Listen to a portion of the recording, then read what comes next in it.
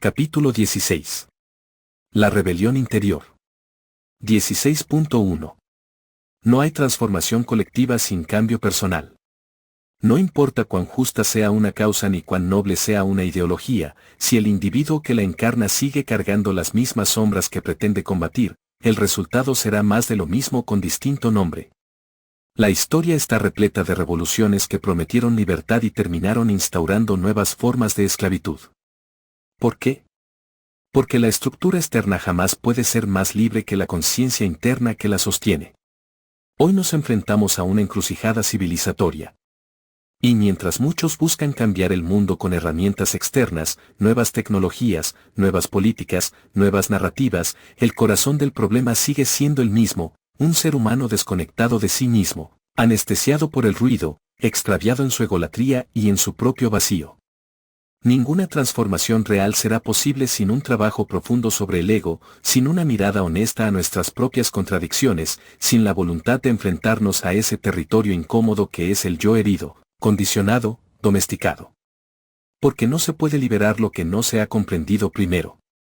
El mundo está como está porque millones de seres humanos hemos sido programados para sobrevivir, competir, complacer, obedecer, evitar el dolor y perseguir el placer como única brújula. Y ese modelo no se cambia desde fuera, sino desaprendiéndolo desde dentro. Cuestionando nuestras respuestas automáticas. Desmontando nuestras creencias heredadas. Reeducando la mirada, la emoción, la acción.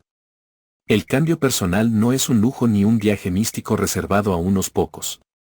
Es una urgencia ética, espiritual y política. Es la base de toda posibilidad real de transformación social. Solo un ser humano libre, lúcido y conectado consigo mismo puede construir un mundo verdaderamente humano. Y lo más hermoso de esta revolución silenciosa es que no requiere poder, ni fama, ni grandes medios. Comienza en lo cotidiano, en cómo hablas, en cómo miras, en cómo consumes, en cómo tratas al otro, en cómo te tratas a ti mismo. En tu capacidad de habitar el presente con autenticidad. En tu voluntad de crecer, incluso cuando duela. En tu decisión de vivir a favor de la compasión, de la bondad, del bien común, de la generosidad, viviendo con sentido, aunque eso implique nadar contracorriente. Esa es la verdadera revolución. La que no hace ruido, pero lo cambia todo. La que transforma estructuras porque antes transformó corazones. La que no busca imponerse, sino irradiarse. Y la que, más allá del colapso de lo viejo, gesta en silencio lo nuevo. 16.2. El estilo de vida como declaración política.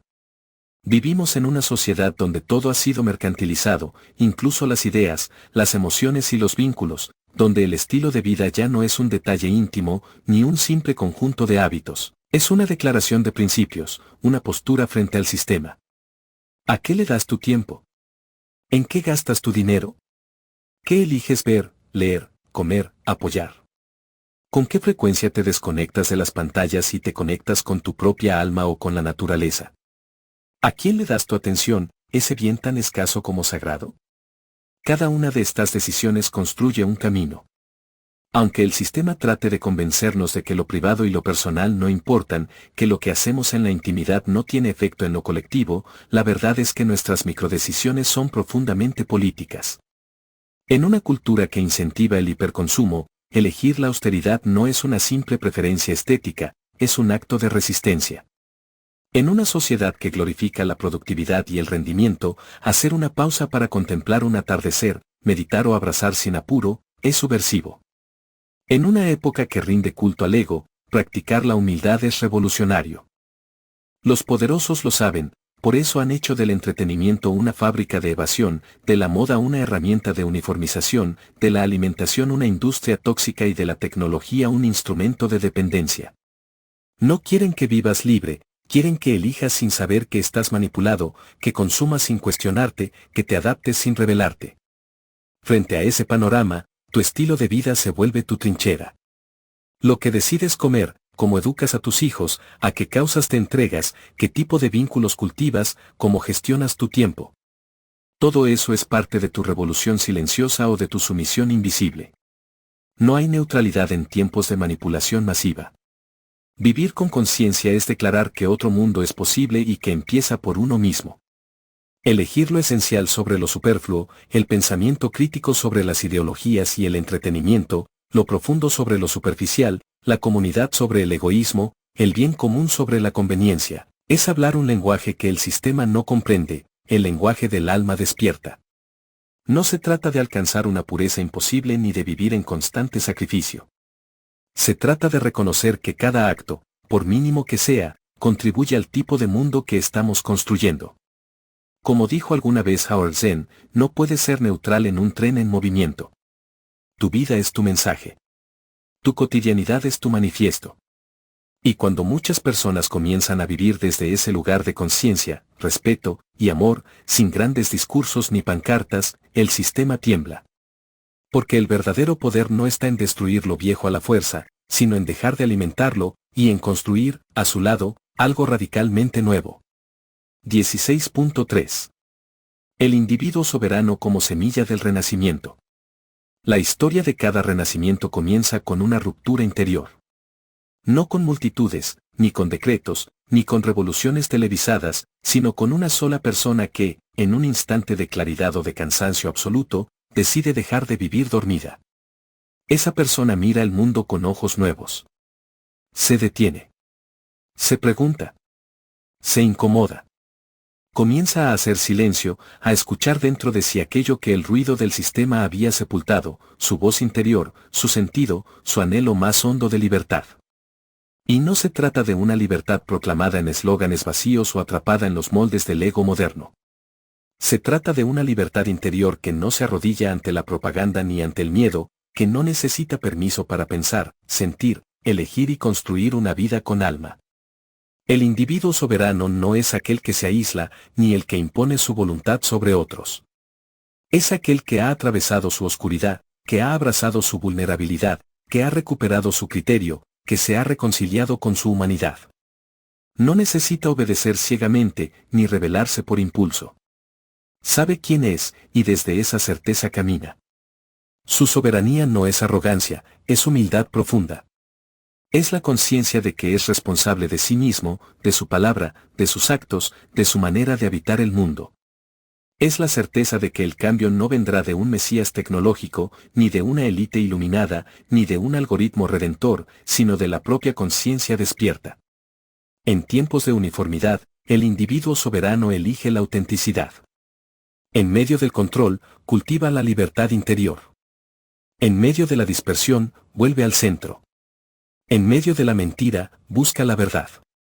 Y con su vida, silenciosa o visible, sencilla o transformadora, riega el suelo del porvenir.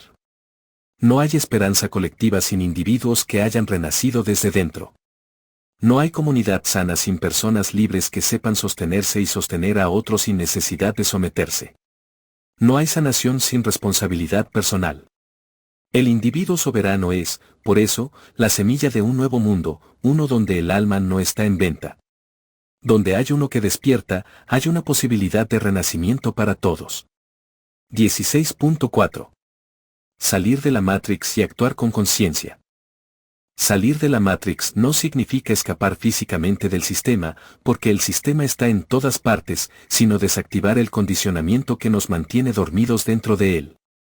No se trata de mudarse a un monasterio, ni de dejar de usar tecnología, ni de rechazar todo lo que provenga del mundo moderno. Salir de la Matrix es, en esencia, despertar el discernimiento, reencontrarnos con nuestro verdadero ser más allá de nuestra falsa autopercepción y recuperar la soberanía del alma.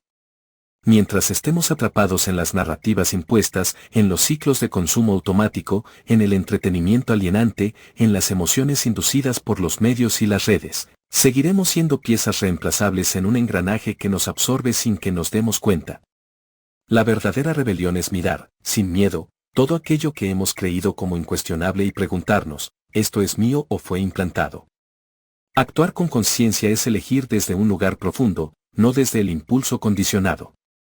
Es comprar con conciencia, hablar con conciencia, amar con conciencia, incluso disentir con conciencia.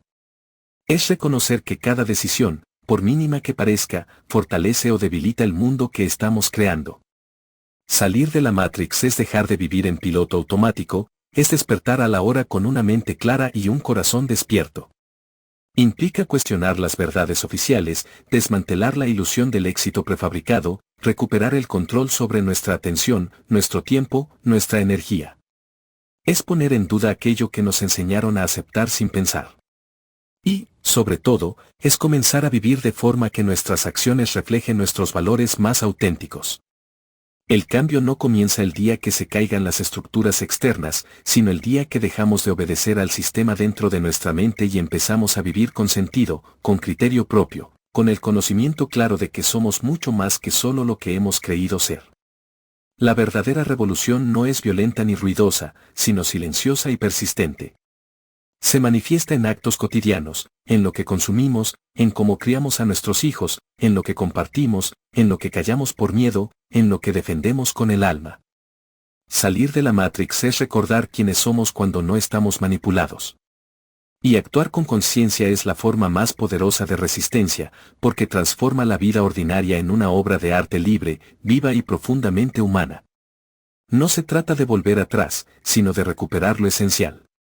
En un mundo que confunde evolución con olvido, nos han hecho creer que avanzar implica desechar todo lo anterior, los vínculos profundos, la espiritualidad libre de dogmas, el contacto con la tierra, la educación del alma, la conversación pausada, el valor del tiempo no productivo, la importancia fundamental de la familia, la introspección, la capacidad de discernimiento crítico, la duda y el cuestionar.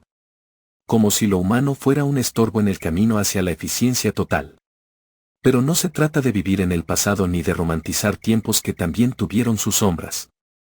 No se trata de retroceder, sino de recordar lo esencial para no perdernos en la distorsión del progreso vacío. Porque hemos construido máquinas capaces de calcular millones de datos por segundo, pero olvidamos cómo sentarnos en silencio con un ser querido. Hemos conquistado la nube digital, pero perdimos el cielo interior. Recuperar lo esencial es volver a hacer espacio para la contemplación, para la lentitud, para el cuidado. Es reconstruir la familia como refugio, no como estructura impuesta. Es pensar por uno mismo, buscar sentido más allá del entretenimiento, elegir la verdad incluso cuando incomoda. Es aprender a vivir con menos, pero más profundamente. Lo esencial no es una moda ni una ideología, es lo que da raíces a la vida cuando todo se vuelve líquido. Es el arte de encontrar belleza en lo simple, dignidad en lo cotidiano y propósito en el silencio. Es recordar que la verdadera libertad no se encuentra en tenerlo todo, sino en ser uno mismo, íntegro y despierto, en medio de la confusión. Y esa recuperación de lo esencial no es una utopía, es la revolución más urgente y alcanzable. Porque comienza aquí, ahora, en cada decisión que tomamos, en cada paso que damos hacia adentro, y desde allí, hacia un mundo donde vivir plenamente vuelva a ser lo más importante. 16.5. El futuro no está escrito, reconstrucción desde lo humano. Nos han hecho creer que todo está decidido, que los caminos del mundo están sellados por fuerzas inmutables, por algoritmos que nos predicen, por agendas que nos superan. Que el futuro ya fue programado, empaquetado y vendido. Pero eso es una mentira disfrazada de ciencia. La historia no es un guión cerrado. La historia es un campo abierto, y el ser humano, cuando despierta, sigue siendo el autor más poderoso. Pese a todo el oscurantismo tecnológico, pese a la anestesia del espectáculo y la obediencia automatizada, queda un espacio que el poder no ha podido colonizar por completo, la conciencia humana. Allí, en ese territorio íntimo y silencioso, nace el germen de una revolución más profunda que cualquier levantamiento visible, la decisión de vivir de otra forma. El futuro no está escrito porque cada acto cotidiano sigue siendo una semilla. Cada gesto de bondad, cada conversación sincera, cada vez que elegimos el ser sobre el tener, la escucha sobre el ruido, la presencia sobre la distracción, estamos reconstruyendo un mundo distinto. No el que nos prometen desde arriba, sino el que brota desde abajo, desde la dignidad compartida de los seres humanos despiertos. Reconstruir desde lo humano no es una consigna romántica. Es una tarea ardua, pero profundamente fecunda. Es crear redes de afecto en medio de la fragmentación, comunidades que compartan más que productos, educación que despierte en lugar de adormecer, espiritualidades que unan en vez de dividir, tecnologías al servicio de la vida y no de su explotación. Será desde allí, desde esa reconstrucción que empieza en el corazón y se expande hacia el vínculo, que nacerá un nuevo relato. Uno que no se funda en el miedo ni en el control, sino en la confianza, en el respeto a los ritmos naturales, en la celebración de la diversidad humana, en el valor de lo imperfecto y lo sagrado que cada uno lleva dentro. Porque todavía estamos a tiempo. El porvenir no está predefinido por las máquinas, sino por el pulso vivo de nuestra humanidad reencontrada. Y ese futuro, si queremos que valga la pena ser vivido, no se construirá con más velocidad, sino con más verdad. Esta es la invitación final: resistir sin odio, crear sin miedo y vivir con sentido cuando todo conspira para que vivamos egoístas, distraídos, manipulados y sin alma. No somos víctimas, ni esclavos, ni datos. Somos seres humanos. Y mientras eso sea verdad, la historia no ha terminado. Terminado.